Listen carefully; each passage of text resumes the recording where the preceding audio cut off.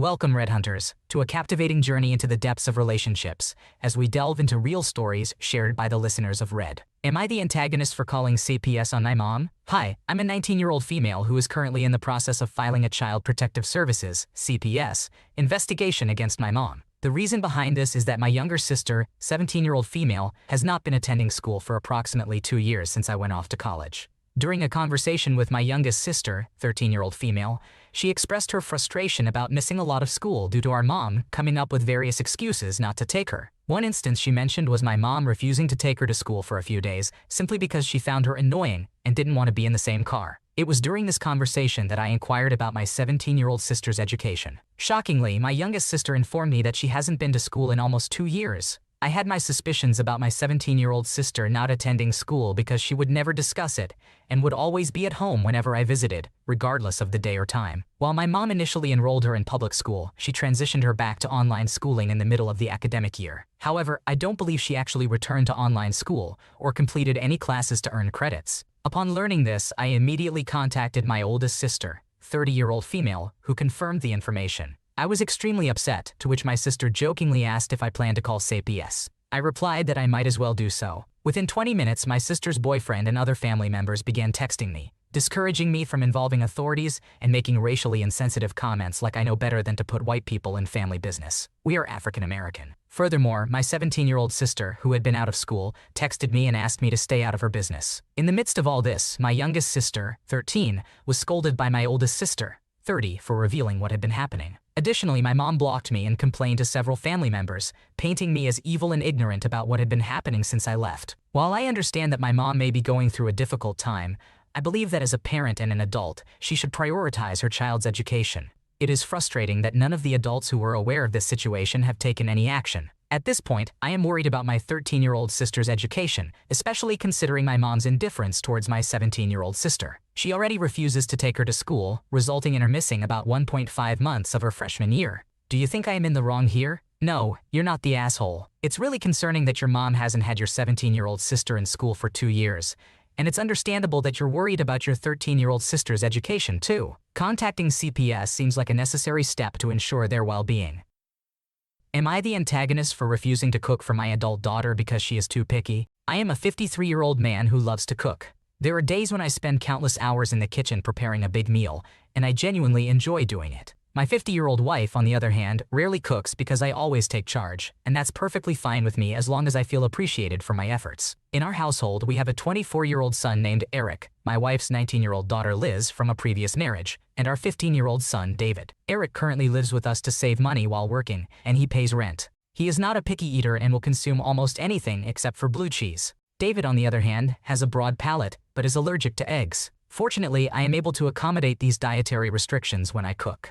Liz, however, presents a different challenge. She has always had particular likes and dislikes when it comes to food, but it has become even more pronounced lately. After attending college for a brief period, she dropped out and returned home. During her time away, she developed an even stronger aversion to certain foods. She has gone through phases of being vegan, vegetarian, grain-free, pasta-free, oil-free, and so on, but her preferences are not consistent. I try my best to accommodate her changing needs, but every day she seems to have a new complaint about the meal I plan to cook. We sometimes engage in lengthy debates about what to make for dinner. I have told her to simply suggest a dish that works for her, considering the restrictions of the other kids, and I will prepare it. Unfortunately, she is uncooperative and unhelpful in this regard. A couple of nights ago, I prepared a dish that Liz mentioned she found appealing in a recipe book. When we all sat down to eat, everyone except Liz loved it. She complained that she didn't realize peanuts were included and that they were unhealthy. Consequently, she claimed she couldn't eat it and asked if I could make her something else. Fed up with her pickiness and constant criticism of my cooking, I finally had enough.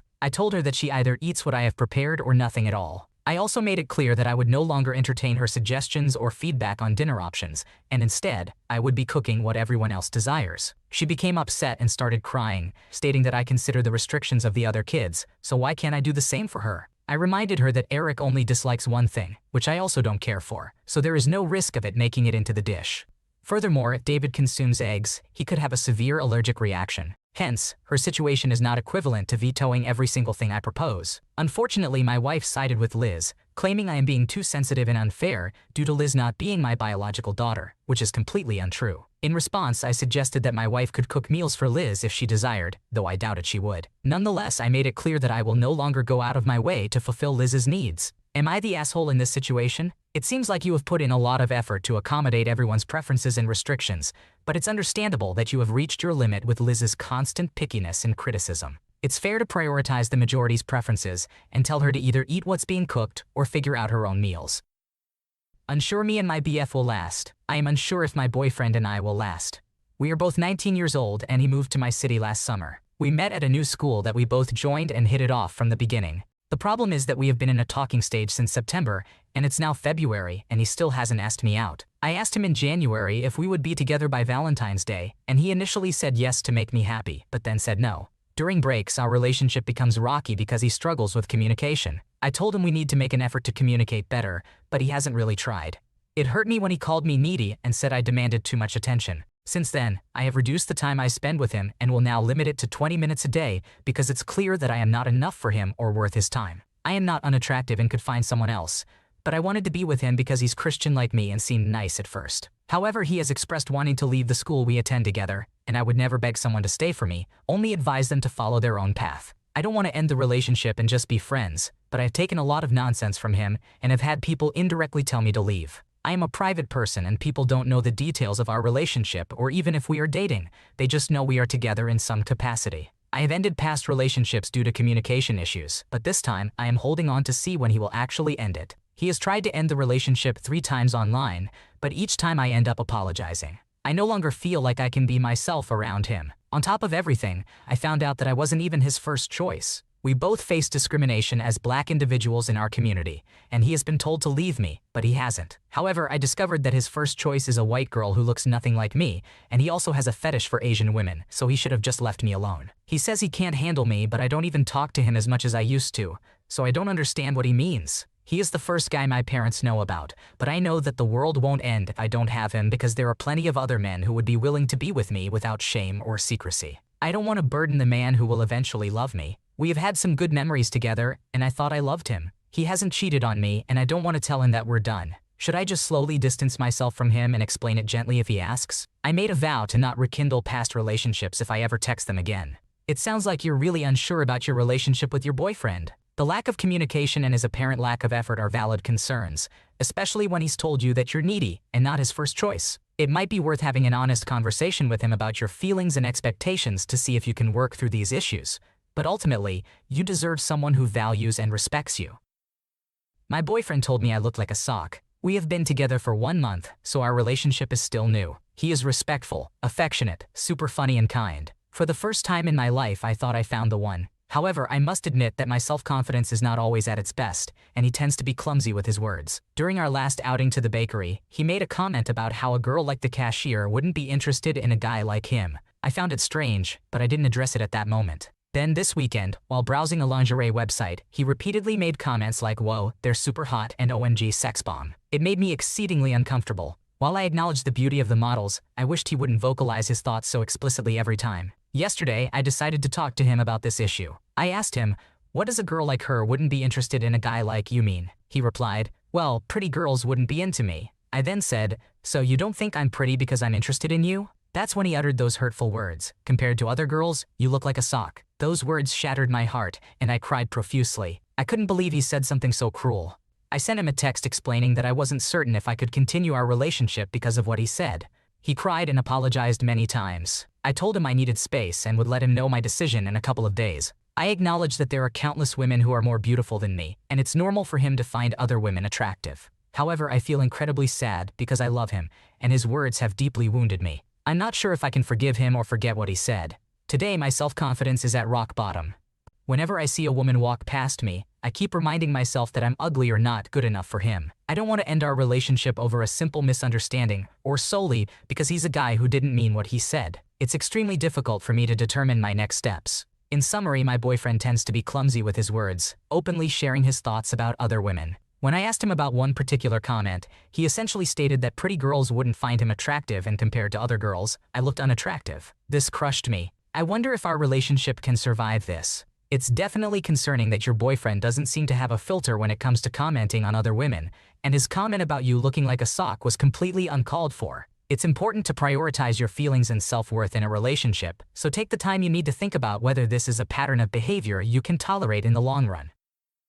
Am I the antagonist for telling my mom she ruined my brand new bedsheets? I, a 21-year-old woman, still live with my parents while attending college classes online. My relationship with them is okay, but my mother and I often clash. She has difficulties seeing me as an adult, respecting my personal space, and tends to make herself the victim. Now, onto the issue. I recently bought a new bed set, including sheets, pillows, and a duvet. I managed to put the set on my bed just before leaving for a weekend trip. While passing by my room on her way to do laundry, my mother offered to wash everything for me if I took it off the bed. However, I dislike the way she washes things since she uses fragrant beads that are too intense for me. So, I politely declined her offer. Nevertheless, my mother insisted that I should wash the sheets. I explained that I would do it once I returned from my trip because I didn't have time to remove them before leaving. She offered to wash them for me again, but I declined for the third time. As she was leaving my room, she said, "Well, if you change your mind, just leave the sheets in the hallway and I'll wash them before you return." I didn't remove the sheets from my bed before leaving. To my surprise, when I came back from the trip,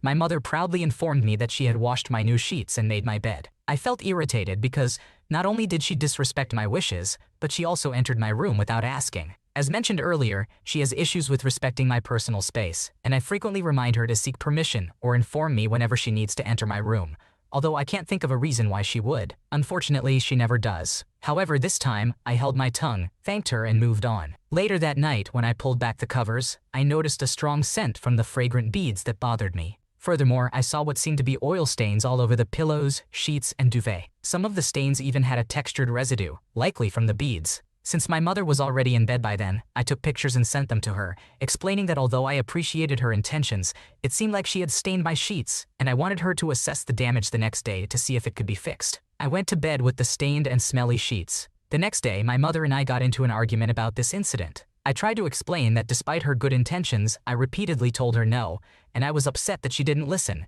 invaded my room, and ultimately ruined my new sheets. They were beyond repair. However, she became very angry and called me rude and ungrateful. She also asserted that since it was her house, and she was my mother, I had no right to privacy, and she threatened to never do nice things for me again if I continued to be mean about it. Am I the one in the wrong for being ungrateful? It's completely valid for you to feel frustrated and upset about your mother not respecting your boundaries and ruining your new sheets. Just because she's your mother doesn't mean she can disregard your wishes and invade your privacy. I am scared that my BF is cheating while studying abroad. My boyfriend has been abroad for almost a month now. It feels much longer than that. The issue is that we were already in a long-distance relationship with a 3-hour time difference. However, we managed to take a train to see each other at least once a week. He used to always check up on me, wanted to call, and would share his plans and whereabouts. But the moment he arrived in a different country, he became distant. I cried for about 2 weeks straight due to the stress of this sudden change. It felt like a breakup. I repeatedly told him that I needed better communication, but he simply replied, "I'm on a different side of the world and experiencing something new. I'm distracted. I don't cry anymore because I've grown used to it. Now I'm just curious." Previously, we used to send pictures and video chat when we were in the mood, but ever since he arrived in a different country, he no longer wants to do that. He claims he hasn't engaged in any sexual activities for over a month and feels better and more energetic. He wants to focus on self-improvement. So I take care of myself, to be honest. It's hard to believe his reasoning because he used to have an addiction and was frequently in the mood. Suddenly, he claims to be fine. He also says strange things when I hang out with my friends. For example, he told me today, "Don't give any men your Snapchat." Or a couple of nights ago, he made me promise that I wouldn't kiss a guy. These requests are odd.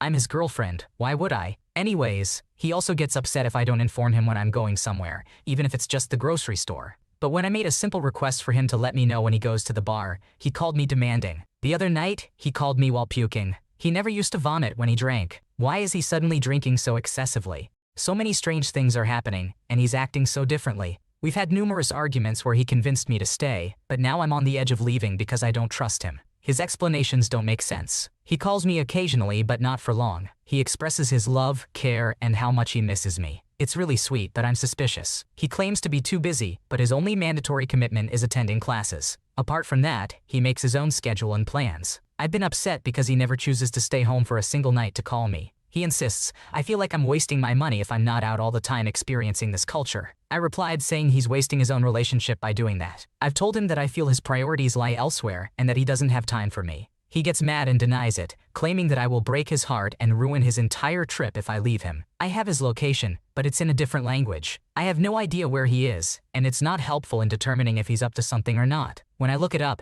it only shows the area but not the specific buildings. He's been home numerous times and still won't call me. There's no way he's that busy. I don't know what to think or do. I'd appreciate any help or advice regarding this situation because I fell in love with a completely different person. I've been asking for the same thing repeatedly, but nothing changes. He claims I'm not patient enough, and he says that I have no idea what he's going through. My best friend even passed away 2 weeks ago, and I told him I needed him. But he said, "You're okay. You're with friends." He wouldn't stay on the phone for long. Why doesn't he understand what I'm going through? He left me, knowing I didn't want him to go, and now I feel like I'm of minor importance to him. How come I need patience and understanding while he spends every night out at bars with his roommates, getting drunk? He never calls me and always claims to be too busy. It sounds like your boyfriend has definitely changed since being abroad, and his behavior is definitely raising some red flags. It's understandable that you're feeling neglected and suspicious, especially considering the weird requests and inconsistent communication. Trust your instincts and have a serious conversation with him about your concerns and needs in the relationship. Thanks for watching. When you subscribe, make sure to hit the bell to turn on notifications so you never miss a video. To finish listening to all the stories, check out the playlist in the description.